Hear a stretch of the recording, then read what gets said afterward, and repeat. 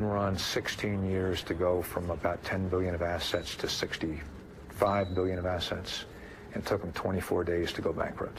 What the hell is he building in this? This company collapsed so quickly and so entirely. I mean, it was into bankruptcy within a matter of weeks. It just immediately had all the makings of a gigantic scandal. He's hiding something from the rest of us. The fatal flaw at Enron, if there is one, you say it was pride. But then it was arrogance, intolerance, greed. So many of them were blinded by the money that they didn't see that they were sinking their own lifeboat. We have a right to know. It just got hungrier and hungrier. Sooner or later, they were doomed to go off that cliff at 90 miles an hour. It's astounding that they got away with it for so long.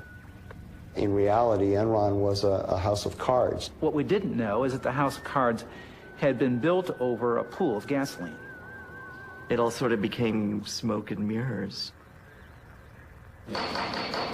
Committee will come to order. This is a case of America's largest corporate bankruptcy. The question here is what happened, who was responsible for it happening, and what can we do to prevent this sort of thing from happening again? I think the Enron story is so fascinating because people perceive it as a story that's about numbers, that it's somehow about all these complicated transactions. But in reality, it's a story about people, and it's really a human tragedy. Do not believe I did not do anything wrong that was not in the interest, and all the time that I worked for Enron Corporation, that was in the interest of the shareholders of the company. Ultimately, who was responsible for the downfall of Enron? Only a few years ago, Enron was the nation's 7th largest corporation, valued at almost $70 billion.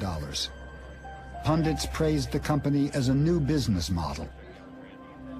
This trading floor was manned by America's best and brightest, charting the futures of energy and power. And high above each with a private staircase, Ken Lay and Jeff Skilling had built their own plush staterooms. They were known as the smartest guys in the room, captains of a ship too powerful to ever go down. In the Titanic, the captain went down with the ship. In Enron, it looks to me like the captain first gave himself and some friends a bonus, then lowered himself and the top folks down in the lifeboat, and then hollered up and said, by the way, everything's going to be just fine. Mr. Fasto got only $30 million in stock proceeds from Enron, but he took another $30 million out with his side deals. I think there was just an immediate sense of outrage at Lay and Skilling and Fastow when people realized how much they had profited and how completely artificial the appearance of this company had been. News of shredding at Enron raised more questions. What answers were lost in the torn documents? 20,000 employees had lost their jobs. $2 billion in pensions and retirement funds had disappeared.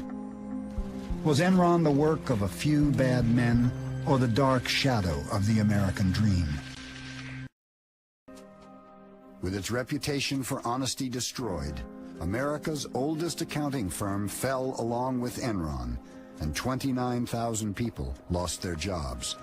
Enron shareholders are suing Enron and its banks for $20 billion. Ken Lay was also indicted for conspiracy to commit fraud. His attorney maintains that no one has been hurt more by the Enron bankruptcy than Ken Lay. With today's arrest of Ken Lay, the top echelon at Enron has now been called to account for their crimes. Mr. Lay, you have anything to say, sir? A little later, Dale. Looking at Enron is like looking at the flip side of so much possibility, because like most things that end terribly, it didn't start out that way. It started with a lot of people who thought they were changing the world, and over time they became victims of their own hubris, victims of their own greed, and so it's like taking so much promise and possibility and looking at it in a mirror and seeing the flip side reflected back at you. I think the larger lesson was what Enron asked of its employees, which was ask why. And, you know, I I didn't ask myself why enough. I didn't ask managers why enough. I didn't ask my colleagues why enough.